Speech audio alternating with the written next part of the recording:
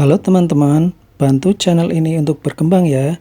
Klik tombol subscribe dan jangan lupa untuk like and share video ini. Terima kasih dan selamat mendengarkan.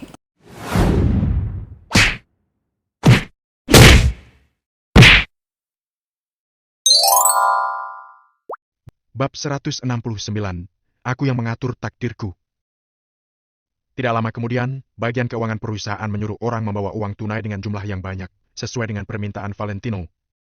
Uang tunai sebanyak ini tidak mungkin bisa diambil begitu saja. Ini dikarenakan Maple Rain Real Estate sangat kuat dan kaya. Yang lebih penting karena adanya keluarga Wijaya Kota Miracle. Maka dari itu baru bisa mengambil begitu banyak uang tunai dalam waktu singkat. 2 buah van baja berisi uang tunai tiba di zona pengembangan Kota Arteria. Setelah semua pekerja tersebut melihat hasil perkataan Valentino, mereka baru merasa tenang. Setelah itu ada petugas yang mengambil dokumen pekerja beserta daftar gaji untuk memberikan kompensasi kepada pekerja yang belum mendapatkan gaji.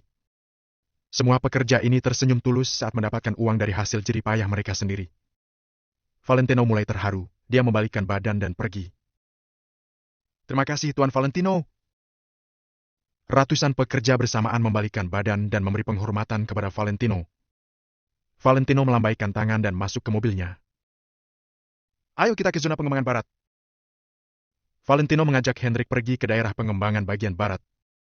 Zona pengembangan Kota Arteria dibagi menjadi 2, ada bagian timur dan bagian barat. Simon adalah penanggung jawab bagian barat, karena hari ini Valentino sudah datang. Tentu saja dia mau pergi ke bagian barat.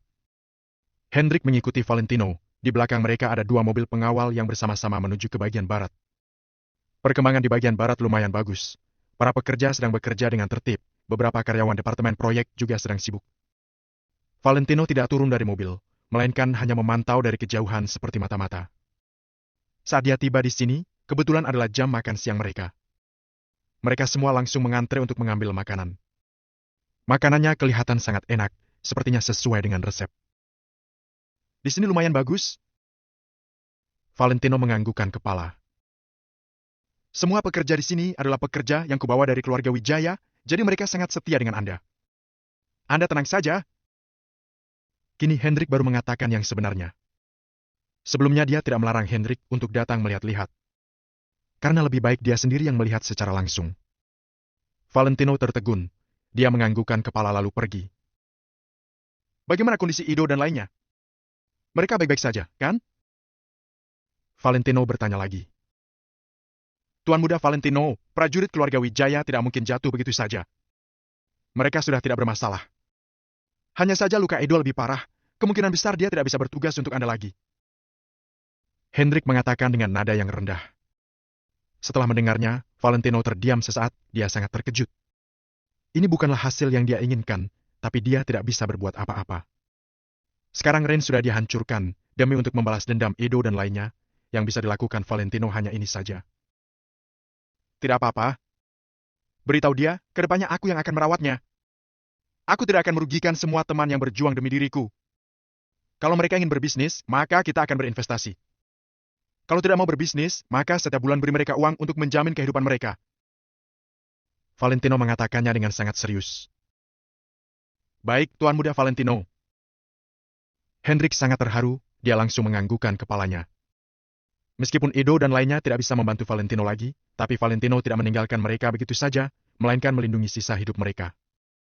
Siapa yang tidak setia dengan Tuan seperti ini? Setelah mengatakannya, Valentino lanjut bertanya. Properti mana yang paling bagus di kota Neo? Apakah Tuan Muda Valentino mau beli rumah? Anda mau yang mana? Saya akan segera mengurusnya.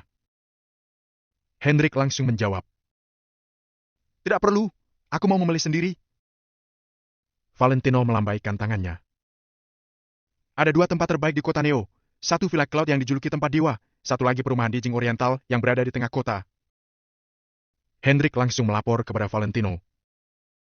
Apa beda kedua tempat ini? Valentino mengerutkan alisnya. Dia tidak pernah memerhatikan hal seperti ini. Lagi pula sebelum kembali ke keluarga Wijaya, dia hanya membantu perusahaan properti lain untuk membagi brosur, mana mungkin memikirkan untuk membeli rumah. Perbedaannya adalah perumahan di Jing Oriental bisa dikatakan sebagai area orang kaya. Orang yang tinggal di sana adalah orang yang sangat kaya. Kalau Villa Cloud lebih hebat lagi, karena tempat ini belum tentu bisa dihuni walaupun punya uang. Mungkin Tuan Muda Valentino juga tahu. Hendrik menjelaskan secara detail perbedaan kedua tempat ini kepada Valentino. Meskipun Hendrik menjelaskan dengan sederhana, Valentino juga langsung memahaminya. Mungkin Villa Cloud sudah melampaui keberadaan duniawi. Seperti keluarga Wijaya Kota Miracle yang tidak begitu terkenal di Kota Miracle yang begitu besar. Bagi orang-orang biasa, nama keluarga Wijaya bahkan tidak seterkenal perusahaan besar. Namun, kenyataannya adalah harus orang yang sangat berkuasa baru mengetahui keberadaannya. Sampai saat itu, mereka baru tahu betapa menakutkannya keluarga Wijaya. Di satu sisi adalah kekuatan yang terlihat jelas, di sisi lainnya adalah kekuatan yang mengatur segalanya secara diam-diam. Misalkan Hendrik dan Valentino, orang di sekitar hanya tahu Direktur Hendrik dari Maple Rain Real Estate. Namun, hanya sedikit yang tahu kalau pemimpin Maple Rain Real Estate yang sesungguhnya adalah Valentino. Kalau begitu perumahan di Jing Oriental saja, nanti aku akan pergi melihat-lihat. Valentino menganggukkan kepalanya. Tuan Muda Valentino, hanya Villa Cloud yang cocok dengan status Anda. Hendrik langsung mengatakannya. Tidak perlu, rumah ini kubelikan untuk Angel. Kalau perumahan di Jing Oriental masih bisa dianggap kejutan, tapi Villa Cloud bukan kejutan lagi, melainkan menakutkan. Lagi pula, tempat seperti itu akan susah dijelaskan. Yang paling penting, Angel juga menyukai perumahan di Jing Oriental. Valentino menjelaskan dengan tenang. Astaga! Tuan Muda Valentino, keluargamu pasti punya rencana tersendiri dengan menyuruhmu menyembunyikan identitasmu. Kamu jangan terlalu memikirkannya. Ucap Hendrik. Hehe, tidak apa-apa.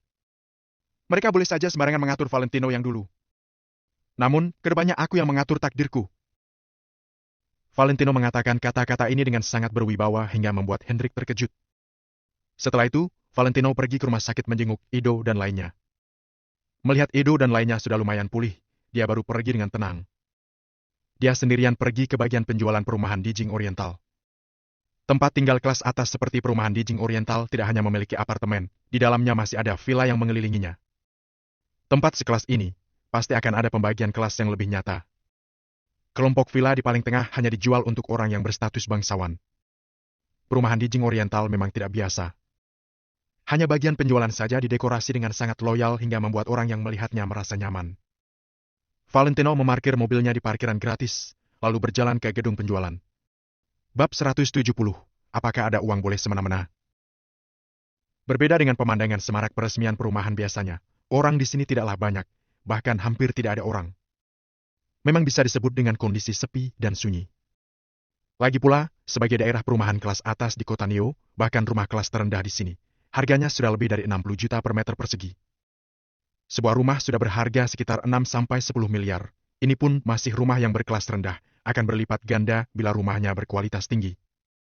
Harga ini bukanlah harga yang bisa dibeli oleh orang biasa. Jadi, bisnis di sini terlihat sangat sepi. Di dalam aula besar, hanya terdapat 2-3 orang yang sedang melihat model fisik rumah.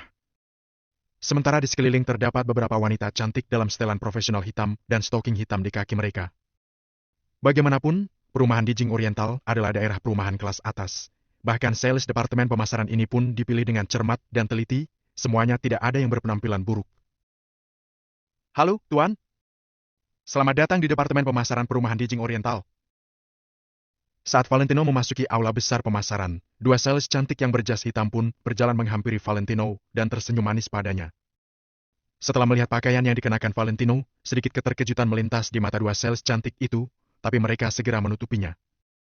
Valentino juga menundukkan kepalanya melihat pakaiannya sendiri, setelah itu dia pun mengalihkan pandangannya dengan tenang. Saat ini, Valentino mengenakan pakaian kasual yang sederhana, walau tidak mewah, itu bukan apa-apa baginya. Namun, karena Valentino baru saja kembali dari lokasi konstruksi, sehingga tidak dapat dihindari, badannya akan membawa debu dan tanah. Valentino pun terlihat seperti petani yang baru saja menyelesaikan pekerjaan ladangnya. Akan tetapi, 2 sales cantik ini jelas terlihat sangat profesional. Mereka hanya tertegun sejenak dan langsung menutupinya dengan cepat. Wajah mereka pun menyunggingkan senyuman lagi. Mereka pernah bertemu dengan klien yang berpakaian sederhana, tapi bisa membeli rumah dengan sekali pembayaran. Jadi, tentu saja mereka tidak akan bertindak gegabah. Tuan, apa yang bisa dibantu? Aku dapat menunjukkan kepada Anda semua tipe rumah kami. Seorang sales cantik mengulurkan tangannya dan berkata kepada Valentino dengan sopan. Bolehkah aku ke toilet dulu? Valentino menunjuk ke arah toilet di sebelahnya. Setelah mengatakan ini, sales cantik ini langsung termangu di tempat, sementara beberapa sales di sekitar pun menoleh kepala mereka ke sisi lain. Sebelumnya, mereka masih berpikir Valentino mungkin saja adalah tipe orang berpenampilan sederhana yang sebenarnya sangat kaya. Baru bulan lalu, ada seorang pria paruh baya yang datang dengan mengendarai sepeda. Saat itu, dia juga dipandang rendah oleh orang lain. Alhasil, dia langsung membeli rumah dengan harga 12 miliar. Semua itu pun dibayar dalam sekali pembayaran. Maka sejak hari itu, mereka malah lebih memerhatikan orang yang datang dengan berpenampilan miskin. Namun, kali ini malah terbalik, Valentino hanya datang untuk meminjam toilet. Belasan sales cantik pun segera kehilangan minat, berbalik dan berjalan ke samping. Salah satu anak muda bahkan tersenyum dan mendengus. Wajahnya pun memperlihatkan ekspresi penghinaan. Pria muda itu mengenakan setelan jas kecil yang pas badan, dengan sepatu kulit Gucci di kakinya. Rambutnya disisir rapi mengkilat, tertampak seperti bos kecil yang kaya. Jarinya terdapat kunci mobil Toyota Prado. Pemuda ini memang bukanlah orang biasa. "Ah, apakah tidak boleh?" tanya Valentino dengan datar. "Oh, toilet ada di sebelah sana. Kamu pergi saja." Sales cantik di samping Valentino ini menggeleng kepalanya tanpa ada, kemudian menunjukkan arah toilet kepada Valentino. Walaupun dalam hatinya dia merasa sedikit kecewa, sales itu tetap tidak menunjukkan apa-apa. "Baik, terima kasih." Valentino berbalik dan pergi ke toilet, dia pun tidak memedulikan tatapan beberapa pelanggan di sana. Begitu Valentino masuk, dia melihat seorang wanita jangkung yang sedang berdandan di depan kaca. Wanita ini terlihat sedikit lebih tua dari Valentino. Dia memiliki pesona wanita dewasa, tubuhnya ideal. Dia juga memiliki auranya tersendiri. Saat ini, tubuhnya sedikit condong ke depan, punggungnya sedikit menonjol ke belakang, membuat orang tidak tahan untuk berimajinasi. Valentino pun tidak bisa menahan diri untuk terkejut ketika melihat wanita itu ada di sini. Dia buru-buru melihat keluar pintu.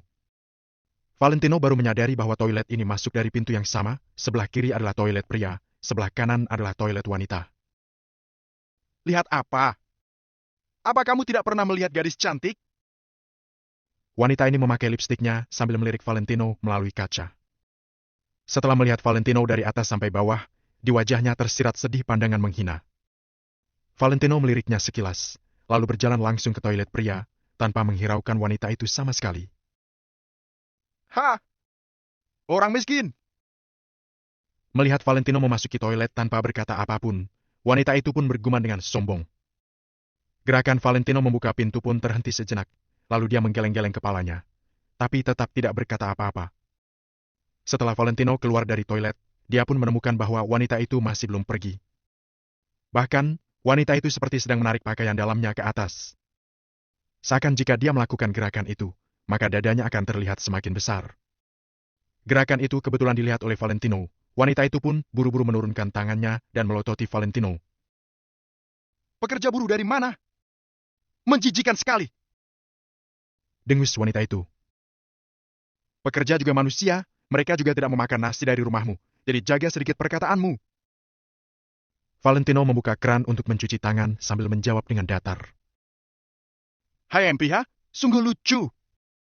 Kalau bukan karena ada kami yang membeli rumah, pekerja buruh membangun rumah untuk siapa? Kalau kalian tidak ada proyek pembangunan rumah, bukannya akan menjadi pengangguran?" Senyum wanita itu dengan dingin. "Kalau bukan pekerja yang membangun rumah, di mana kamu tinggal?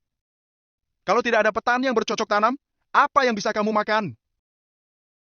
Valentino benar-benar tidak ingin berdebat dengan wanita ini. Dia langsung mengatakan itu dan berbalik badan bergegas untuk pergi. "Berhenti! Biar ku beritahu padamu, kami mengeluarkan uang untuk membeli rumah dan makanan, memangnya kenapa? Kami punya uang, jadi kami bisa berbuat semena-mena." Wanita itu sedikit marah. "Terkadang, kamu belum tentu bisa membeli barang dengan uang." Valentino tersenyum dan berbalik untuk berjalan keluar. Wanita itu pun mencibir lagi dan lagi.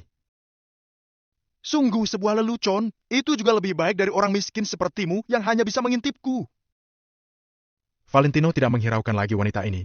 Dia berjalan ke samping untuk mengeringkan air di tangannya, lalu langsung berjalan lurus menuju sales perempuan yang tadi.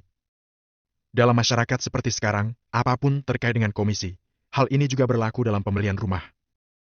Sikap sales tadi lumayan bagus, jadi komisi pembelian rumah Valentino juga akan diberikan padanya. "Tuan, Apakah Anda memiliki keperluan lain? Melihat Valentino yang berjalan menghampirinya setelah keluar dari toilet, sales ini pun sedikit terkejut. Tunjukkan padaku. Valentino baru saja ingin berkata agar sales ini membawanya melihat model fisik rumah, tapi sebuah suara dari belakang langsung memotong ucapan Valentino. Sayang, ada yang menindasku. Suara ini terdengar manja, tapi Valentino bisa mengenali jika ini adalah suara wanita tadi. Tentu saja, intonasi bicara wanita saat ini sangat berbeda dengan kekuatan suaranya ketika berbicara pada Valentino sebelumnya. Valentino pun mengernyitkan keningnya pelan, lalu membalikkan badannya, melihat wanita tadi langsung berjalan menuju ke arah seorang pemuda. Sangat kebetulan, pemuda itu adalah bos kecil yang telah menunjukkan penghinaan terhadap Valentino sebelumnya. Siapa yang menindasmu? Apa dia cari mati? Pemuda itu langsung menolak.